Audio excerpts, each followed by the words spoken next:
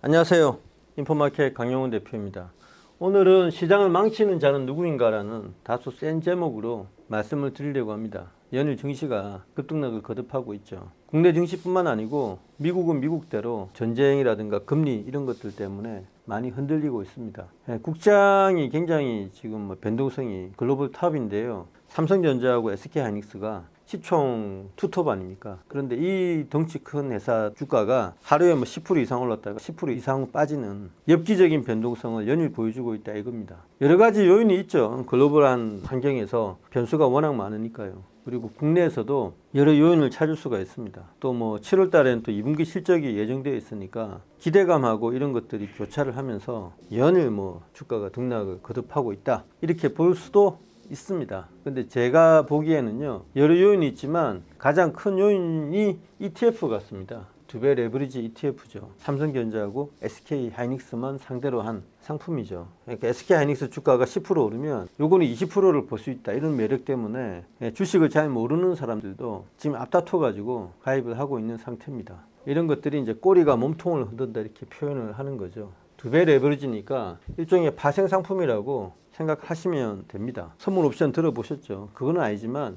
비슷하죠. 어쨌든 이 ETF 두 배 레버리지 상품의 덩치가 갈수록 커진다는 게 문제입니다. 처음에 발족했을 때만 해도요, 제가 각 증권사 상품을 다 더해보니까 시총이 4조에서 5조 원 정도 사이였거든요. 지금은 8조입니다. 오늘 종가 기준으로. 어제 지수가 급반등했을 때는요, 이게 시총이 한때 9조 원까지 갔었습니다. 빠진 게 8조 원이니까 이 8조 원 정도 된다 그러면은 이게 투기적인 자금이 8조 원 몰려있다고 생각하시면 되거든요. 왜 8조 원이냐? 곱하기 2 아닙니까? 그래서 8조 원이면 16조 원의 삼성전자 주식을 운용사가 사 놓아야 되거든요. 아니면은 그런 산 효과를 올릴 수 있도록 선물하고 수합으로 이렇게 구성을 해야 됩니다. ETF를 설계하고 이거를 이제 발매하는 자산 운용사 이야기예요. 그래서 절반은 투기적인 자금인 거죠. 절반은 원금이라 하더라도 2배짜리니까요. 그래서 투기성이 그대로 전이되고 있다 이렇게 말씀을 드릴 수가 있겠습니다.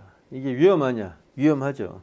왜 그러냐면 과거에 투기적 자금이 커지면요, 항상 이게 증시 고점 신호였다고요. 고점도 그냥 고점이 아니고 2년 3년 쉬는 아예 그냥 증시를 잠재워버리는 그런 엄청난 효과를 가져왔었다고요. 20년, 21년, 22년은 그때도 그랬고요. 그때는 이제 신용잔액이 우리가 카운팅하는 유일한 투기적 자금의 원천이었죠. 그래서 분모를요, 예탁금으로 놓고 분자를 신용잔액으로 넣어가지고 비율이 일정 이상 넘어서면 증시가 고점이었다 이런 과거의 경험 법칙이 있거든요.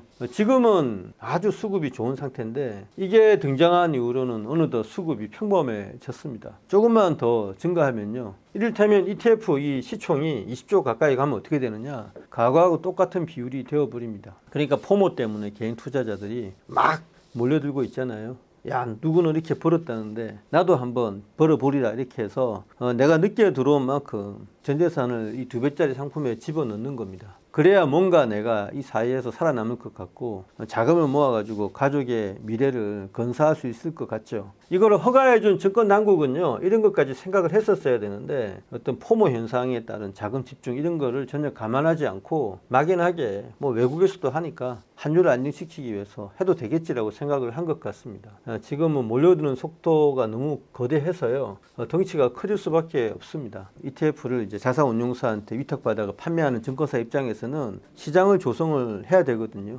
ETF라는 거는 시장에서 사고 파는 펀드 아닙니까? 내가 이제 이거 산다 그러면 나하고 맞선 편에서, 상대편에서 증권사가 저한테 매도 효과를 냅니다. 촘촘하게 내야 되죠. 시장 조성을 위해서. 그래서 저한테 ETF를 팔면 증권사는 고간이 좀 비어졌기 때문에 이 자산운용사한테 가서 ETF 추가 발매를 요구를 하는 겁니다. 그거를 좌를 추가로 발행한다고 하는데 증자가 아닌 증좌가 되겠죠. 어쨌든 그런 식으로 해가지고 자수가 많이 발행된 것 같아요. 8조 원까지 갔다는 거는. 근데 이런 것들이 지금은 괜찮은데 20조까지 가면 시장이 굉장히 위험하다 이렇게 보여지는 겁니다. 지금이라도 이거를 규제를 좀 가할 필요가 있지 않나라고 생각을 하고 있고요. 세 번째도 이것도 안 좋은 현상인데, 이건 이제 감마 맞추기 위해서 종가 변동성이 연일 커지고 있는 겁니다. 이게 이제 꼬리가 몸통을 뒤흔드는 현상이라고 할 수가 있는 거죠. 감마라는 게 뭐냐면요, 델타의 어떤 변동률 말하는 건데, 델타는 기초자산 가격이 올랐을 때 나의 계좌가 얼마만큼 늘어나거나 줄어드느냐 이걸 나타내는 값입니다. 플러스가 되면은 기초자산 가격이 오르면 자산이 늘어나는 거죠. 마이너스가 되면은 선물을 팔아놓은 경우인데 자산 가격이 빠져야 내가 자산이 늘어나는 구조입니다. 0이라고 한다면 딱 중립이죠. 늘어나지도 줄어들지도 않는 거죠. 제가 주식을 아무것도 안 사들고 있다 그러면 자연스럽게 델타는 0이 되는 겁니다. 그리고 뭐 선물 옵션으로 완벽하게 해칭했다 그래도 델타가 0이 되는 거죠. 감마는 뭐냐면 자산 가격이 변했을 때 델타의 변동률을 또 감마라고 하는 겁니다. 그러니까 두 번 미분한 값이죠. 그래서 감마가 높다는 건요, 델타가 굉장히 빠르게 변한다고요. 델타 이야기로 돌아가면 델타가 내가 플러스 1이다 그러면은 자산 가격이 올랐을 때 자산이 어떻게 변하냐 나타내는 수치인데, 플러스 10이라고 한다면요 1보다는 10배 더 빨리 움직일 거 아닙니까? 그만큼 내가 강력하게 베팅을 해놓은 거죠, 위로. 근데 감마가 있잖아요. 이게 높으면 높을수록 내가 너무 강력하게 베팅을 한 나머지 자산 가격이 올라버리면 델타 값이 이게 확 올라버리는 그런 경우입니다. 감마를 맞추기 위한 종가 변동성, 이건 무슨 말이냐면 아까 이 ETF 발매한 자산운용사는요 항상 델타를 강하게 가져가야 되거든요.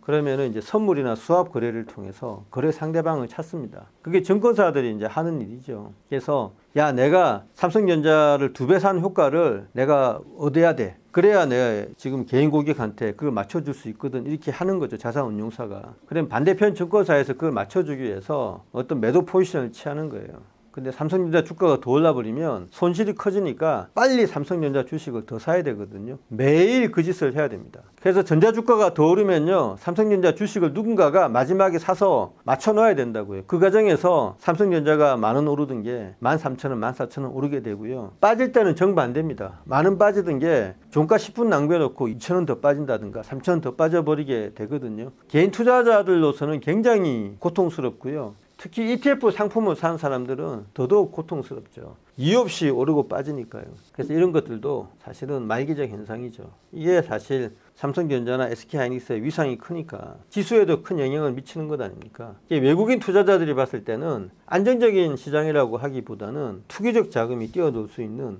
일종의 놀이터라고 인식을 할 수도 있는 그런 상황이죠.